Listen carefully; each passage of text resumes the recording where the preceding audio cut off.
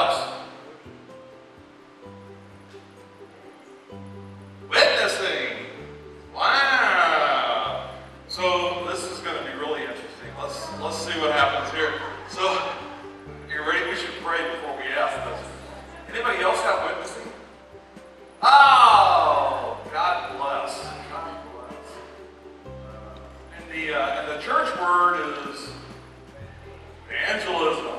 But we're really hesitant to say that. It's kind of scary. What else? Getting to know the person as a person and prayerfully discerning how God has uniquely shaped this individual and being able to say, Judy, I see the spiritual gift of hospitality in you. And I would encourage you to pray about using that spiritual gift in our ministry. And I'd love to talk to you about that. If you think about it, pray about it, could we have coffee next week and just talk about using that ministry, that spiritual gift in our ministry. I'd say what works better in my experience than recruiting is inviting. Preach. And when you look out, everybody in your congregation, is wearing a baseball cap. Would that be odd? No. So you're like, that's really strange. Why is everybody wearing a baseball cap? And then you notice every baseball cap has something written on it. And upon closer examination, not only do they have something written on it, they're each different. Now, one person says, I don't pray. Another person says, prayer warrior. Another person says, I don't know how to pray. Another one says, I've never prayed. Another one says, I pray when I need something. Every single baseball cap says something different, and every single cap tells you where that individual is in their prayer life.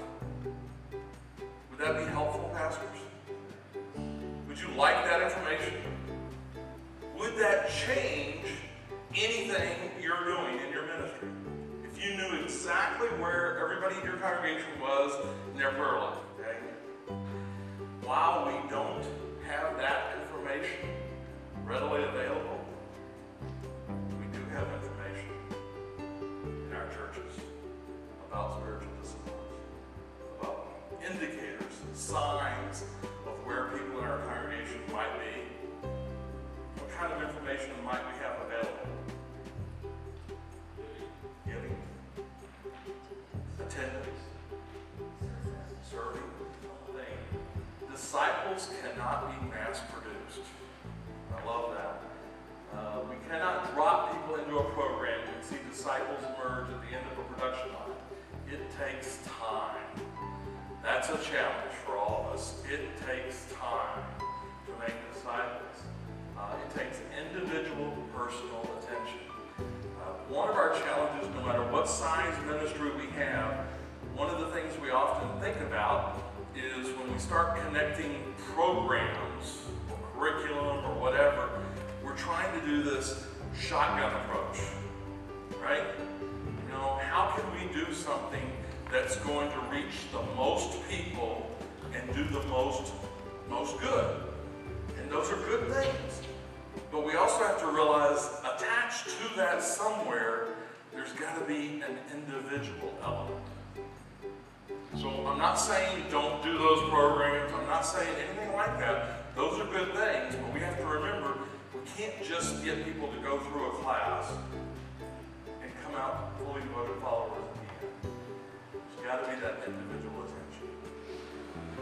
Lots of times we tell people what to do. We tell them how to do it. But we leave out the why. Why is it important to greet people when they come into the church? Why is it important to smile?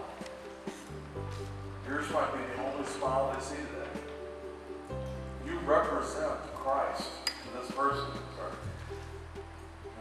You may be the only friendly face this person sees all day. Most Christians have never had a one-on-one conversation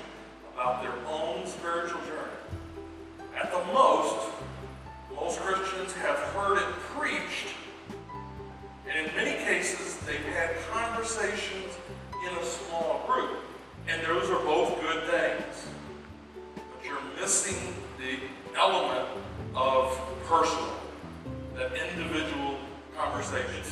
I don't think it's about having a lot. And by the way, if you go back and have one conversation, that's a win. I would say if everybody here went back and had one conversation with somebody else in your church about where they are on their spiritual journey and encouraged them to take another step in your ministry, hallelujah. Don't misunderstand. I don't think it's about going back and having 100 conversations tomorrow. Take a step. So secret sauce, coaching, yes. This is one of those things you may never hear a new person say, but they all need a place to start. We talked earlier about turnover. Remember that? Sometimes you have new people who come and then leave. I would challenge, I think a big piece of it is they don't understand where to start.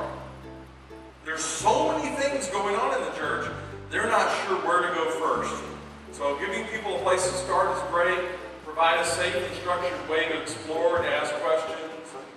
Help people develop new relationships. And then create a culture of next steps.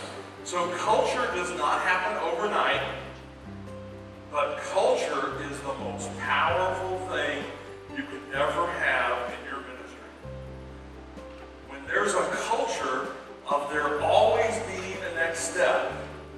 So now again, Morning Star, brand new church, they certainly had that benefit of not having history, right? So that's different.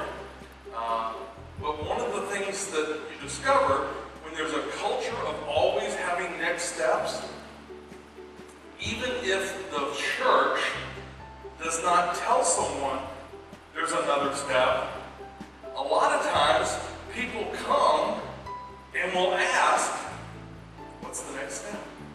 And I would say, imagine somebody comes to your church, somebody new, and over a period of time, you get to know them.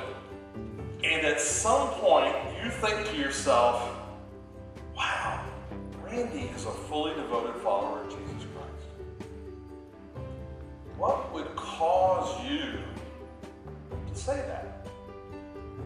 What might cause you to think that? I think that's a pretty good way, a pretty good idea to see the spiritual disciplines lived out in behaviors. Because this is important too. By the way, you need to determine what you're going to measure before the launch, not after.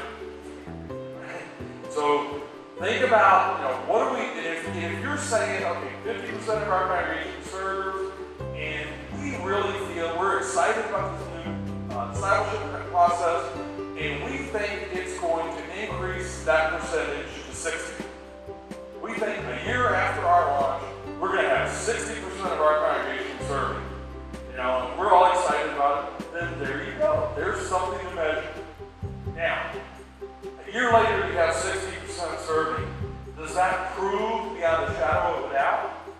No. Be very careful. Don't worry about proof. You're just looking for a sign. You've got the service, hospitality column. You got all these different columns. It's best not to think of discipleship as a column. Discipleship is the foundation those columns stand on. So it's about the church understanding and embracing discipleship is what we do, and everything else flows out of that.